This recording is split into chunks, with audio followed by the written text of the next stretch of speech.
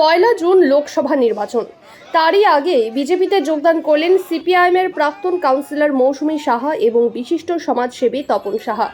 বিজেপির রাজ্যসভার সাংসদ শ্রমিক ভট্টাচার্যের হাত ধরে বিজেপিতে যোগদান করলেন প্রাক্তন কাউন্সিলর মৌসুমী সাহা এবং বিশিষ্ট সমাজসেবী তপন সাহা এবং তাদের অনুগামীরা।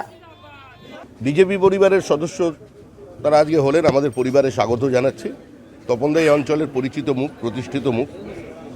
তিনি কার্যত যে কাউন্সিলের নির্বাচন ছিল সেখানে জয়লাভ করেছিলেন এবং পরবর্তী অধ্যায়ে প্রত্যেকের জানা কিভাবে জালিয়াতি করে তাকে সরিয়ে দেওয়া হয় এবং মিথ্যা মামলায় একজন নিপাট ভদ্রলোককে আজকে জেল যাত্রা করতে বাধ্য করা এই অঞ্চলের মানুষ সেটা দেখেছে।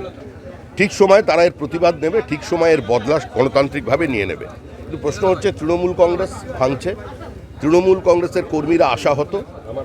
তৃণমূল কংগ্রেস গত নির্বাচনে গতকালকে এবং গতকাল রাত্রেও বিভিন্ন জায়গায় সন্ত্রাসের আবহ তৈরি করতে চাইছে, কিন্তু মানুষ, বিশেষ করে মহিলারা, তারা তৃণমূলকে আটকে দিচ্ছে, রুখে দিচ্ছে।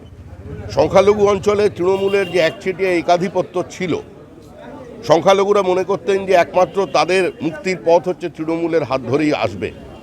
গতকালকে নির্বাচন চলাকালীন যে চিত্র উঠে এসছে, যে সংখ্যালঘুদের ওপরেও তাদের কোনো ভরসা নেই, তারা সংখ্যালঘুর বাড়িতেও একই রকম অত্যাচার চালিয়েছেন অন্যান্য বারের মতো, জবরদস্তি ভোট দেওয়ার জন্য আহ্বান করেছে। সেখানেও আশাপ্রদ এটাই যে মহিলারা সংঘবদ্ধ হয়েছেন এবং আজকে আমাদের একজন প্রাক্তন মহিলা কাউন্সিলর এখানে যোগদান করেছেন, আরও মহিলারা এই দলে যোগদান করলেন। এটা একটা প্রবণতা। যারা মনে করেছিলেন 1000 টাকা দিয়ে, 1200 টাকা দিয়ে একটা মহিলার সম্ভ্রম, তার রাজনৈতিক সত্তা, তার মত প্রকাশের অধিকারকে বাজেয়াপ্ত করে ফেলবেন, কিনে ফেলবেন, বাস্তবে সেটা হচ্ছে না। মহিলারাই আজকে সর্বতোভাবে এগিয়ে এসে তৃণমূল কংগ্রেসের বিরুদ্ধে, তৃণমূল কংগ্রেসের দখলদারির বিরুদ্ধে রুখে দাঁড়াচ্ছে। সন্দেশখালীতেও একই ঘটনা ঘটেছে। সন্দেশখালীর মহিলাদের আবার অপমানিত করবার জন্য একটা জালি ভিডিওকে সামনে নিয়ে এসে বাধ্য করে কিছু মানুষকে স্টেটমেন্ট করিয়ে এবং প্রাক্তন প্রধানের বাড়ি বাড়ি গিয়ে মহিলাদের থ্রেট করা, তাদের মামলা উইথড্র করে নেবার জন্য তাদের জবরদস্তি করা, আজকে তার বিরুদ্ধে স্বতঃস্ফূর্ত প্রতিবাদ হয়েছে পরশুদিন। গতকাল দেখা গেছে যে কিভাবে 60 জন মহিলাকে মিথ্যা মামলা দিয়ে, প্রায় জবরদস্তি মামলা দিয়ে নয়, মানে টেনে হিঁচড়ে তুলে নিয়ে যাওয়া হচ্ছে কাজ। আর যাদের বিরুদ্ধে অভিযোগ, যে দুষ্কৃতীদের বিরুদ্ধে অভিযোগ, জমি দখলের অভিযোগ, তাদের বিরুদ্ধে পুলিশ কোনো ব্যবস্থা অতীতেও নেয়নি, এখনও নেয়নি। সিবিআই তদন্ত চলছে, তাদের সঙ্গে অসহযোগিতা করছে।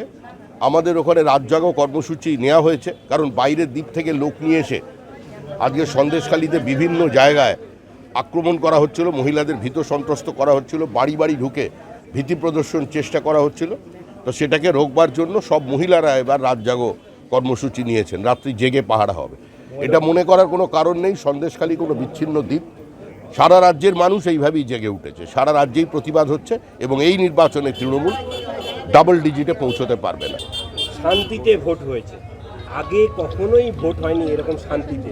তাহলে অনুব্রতহীন বীরভূমে এ কি বলছেন শতাব্দী রায়? এটা ওদের পারিবারিক রসায়ন, এটা ওদের পরিবারের মানুষজন ঠিক করে নেবেন। আমরা জানি এই নির্বাচনে আমাদের প্রার্থী সেখানে জয়লাভ করবেন। তৃণমূল কংগ্রেস বীরভূমের 2টো আসনই পরাজিত হচ্ছে। শাহজাহানের সম্পত্তির পরিমাণ 260 কোটি টাকা পেরোচ্ছে। আদালতে নথি জমা দিয়েছেন ইডি, রাজ্য প্রশাসন, পুলিশ, গোয়েন্দা বিভাগ, ইনকাম ট্যাক্স। তৃণমূলের দল থেকে কেউ কিছু জানতো না বলছে। শাহজাহান স্বাধীনতা সংগ্রামী, বিবেকানন্দের পুনর্জন্ম হয়েছে শাহজাহানের নামে। তো সেই জন্য ওদিকে আমরা যেরকম দেখেছি মা শারদার পুনর্জন্ম হয়েছে, এখানেও বিবেকানন্দের পুনর্জন্ম হয়েছে। যে রাজ্যের মুখ্যমন্ত্রী একে দরাজ সার্টিফিকেট দেন, এদিকে বলছেন মোদি ধ্বংস করে দিয়েছে দেশের অর্থনৈতিক ব্যবস্থাকে, আর তৃণমূল কংগ্রেসের নেতাদের যে সম্পত্তি বৃদ্ধি দেখা যাচ্ছে, তাতে তো মনে হচ্ছে অর্থনীতির চাঙ্গা আছে। অনুপ মাঝি ওরফে লালা আসানসোলে সিবিআই কোর্টে হাজিরা দিলেন, আজকে আত্মসমর্পণ করলেন। এটা নিয়ে আমাদের বলার কিছু নেই। সে প্রতিষ্ঠিত লালা একজন কয়লা মাফিয়া, তদন্ত প্রক্রিয়া চলছে। যে সরকারি অফিসাররাও তাদের সঙ্গে যুক্ত ছিলেন তারাও গ্রেপ্তার হয়েছে। কিন্তু শুধু লালাকে গ্রেপ্তার করলে তো হবে না, লালার কয়লা কার হাতকে ময়লা করেছে আজকে সেটাও দেখতে হবে, তাদেরই মানুষ খুঁজছে। ভোট পরবর্তীতে দুর্গাপুরে বিজেপি কর্মীদের একাধিক কর্মীদের ওপর হামলার অভিযোগ। এটা চলবেই, এটা এখন আপাতত চলবে, 4 মে পর্যন্ত চলবে, কিন্তু গতবারের 2রা মের মতো অবস্থা তৈরি হবে না। তৃণমূল কংগ্রেস 7 তারিখে কথা বলার মতো অবস্থা থাকবে না। দাদা 1000 কেন্দ্রীয় বাহিনী অতিরিক্ত চাওয়া হয়েছে, কারণ হচ্ছে যে চতুর্থ দফায় প্রচুর অশান্তি বাংলা জুড়ে। দেখুন, এটা তো হবেই। তৃণমূল কংগ্রেস হতাশা এবং আতঙ্ক থেকে করছে। মুখ্যমন্ত্রী তো জমি চেনেন, মুখ্যমন্ত্রী দেখছেন যে তৃণমূল কংগ্রেস ডুবছে, আপ্রাণ চেষ্টা করছে।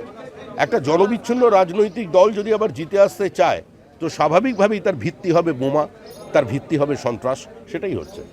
তো শুভেন্দু অধিকারীকে মেরে হাত পা ভেঙে দেওয়া হবে এরকম একজন সাংসদ বিধায়ক দাবি করছেন।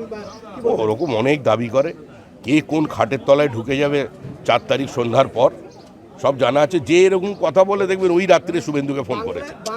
যে এ ধরনের শুভেন্দুর হাত পা ভাঙতে চাইছে, নিশ্চিত ধরে রাখবেন ওই রাতেই সে শুভেন্দুকে ফোন করেছে, নাহলে আগের দিন রাতে ফোন করে নিয়েছে, নিয়ে ডাল।